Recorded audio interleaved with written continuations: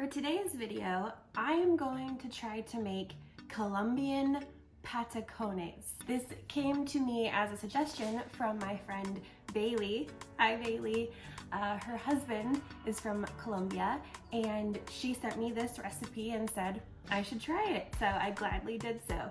This recipe is from parade.com and I just wanted to read you a little bit about what this dish is. Patacones are also known as tostones. They're a Latin American food staple. They are simply pieces of green plantain, fried, then flattened, and then fried again. I have a confession to make. I've never cooked with plantains, ever. So this will be very interesting. I'm very excited to work with something new. And these are eaten in Colombia as an appetizer with various toppings or as a side dish. The basic topping for patacones in Colombia is hogao, which is a tomato Creole sauce. But what makes them fun is that you can top them with just about anything you like, even leftovers. This person writes some of their favorite toppings are shredded beef, guacamole, beans, and ceviche. They're a hit at parties, pair perfectly with a cold beer, and never fail to impress those who haven't tried them before. So I'm going to be making some guacamole to top them with and some of that hogao Creole sauce. We'll see how I do. Okay, so I'm starting out by making the hogao sauce. This is some tomatoes I put into a pan with some hot oil. I'd never had this sauce before, but spoiler alert, it was really good. That's a whole bunch of green onions that I just threw in there, and then some garlic. This kind of reminds me of a stewed salsa. Then I added in salt, pepper, and cumin here and let it saute and stew together. I ended up having a lot more than I needed of this, and I kept it in a mason jar in the fridge, and we put it on so many different things throughout the week.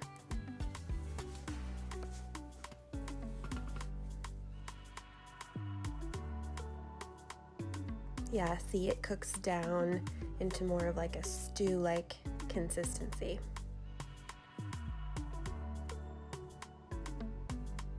And it came together pretty quickly too. Okay, now I have some hot oil and these slices of plantains. Now, Bailey did tell me that the easiest way to open the plantain was to cut it lengthwise down the peel and then run it under some water to help you get the peel off because it is kind of sticky. I might have let my plantain ripen slightly too much, but that's okay. And these caramelize up so nicely. Look at that, because of their sugar content. They caramelized up really nicely. I'm not sure if you're supposed to let them caramelize that much, but you know, I'm trying my best here. So while those were frying up, I decided to make my very simple guacamole style sauce. Got my avocado here, very satisfying that it's all perfectly green. I hate when you open up the avocado and part of it's brown.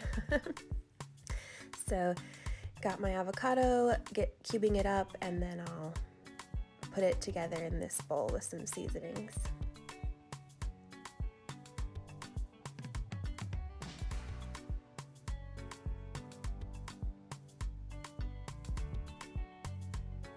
This is just a seasoning salt,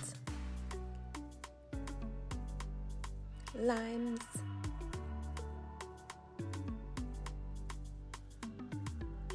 and then I added some pepper, some black pepper, and mash.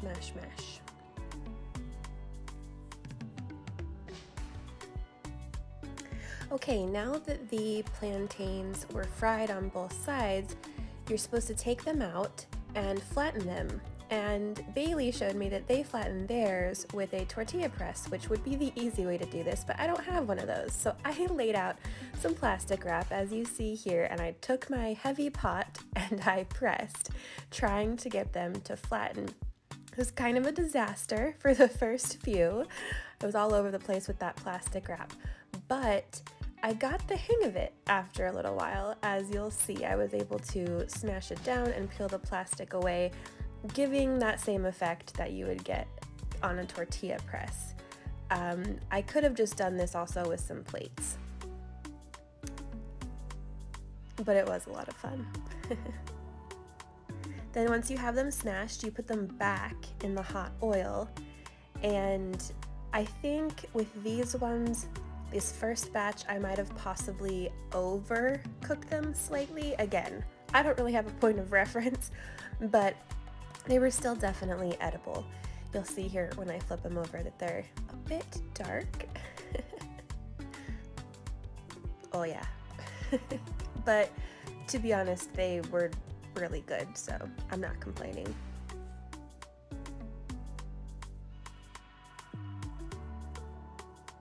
Then you take them out and you set them on a paper towel lined plate so that they can drain.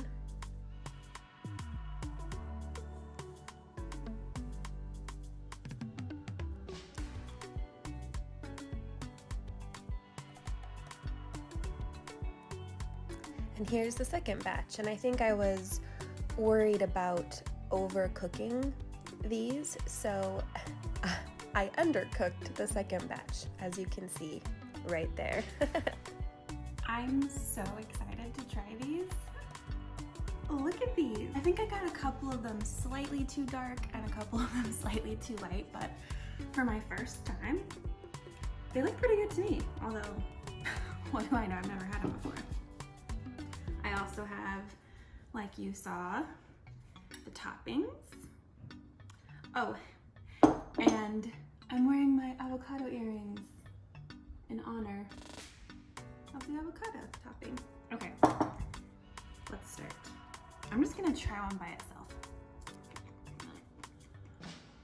Oh my. That is so wonderful. It's crispy, but the inside is soft. I don't know if it's supposed to be that way, but I enjoy it. Oh, and it's slightly sweet. Slightly sweet.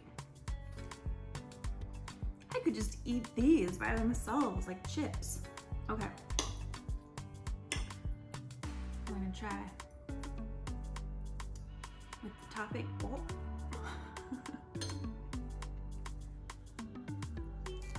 Oh. Oh. That's so comforting. The cumin is really forward, but then there's the background of the garlic and the tomatoes. I feel like you could put this on everything. I don't know if you can see it.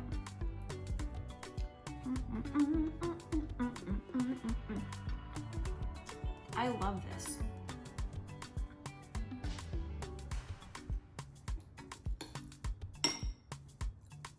Trying with the very simple guacamole.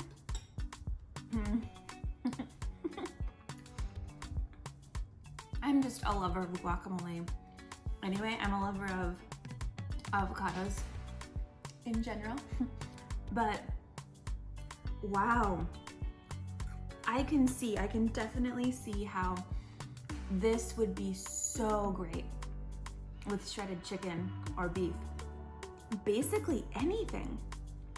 I'm loving it vegetarian style. I guess this is also vegan. So yeah, two thumbs up. Oh, 2 thumbs up. I love it. I'll definitely be making it again. And a big thank you to Bailey and her husband for giving me this recipe and giving me this challenge, because I am now fully obsessed and I want to cook more plantains.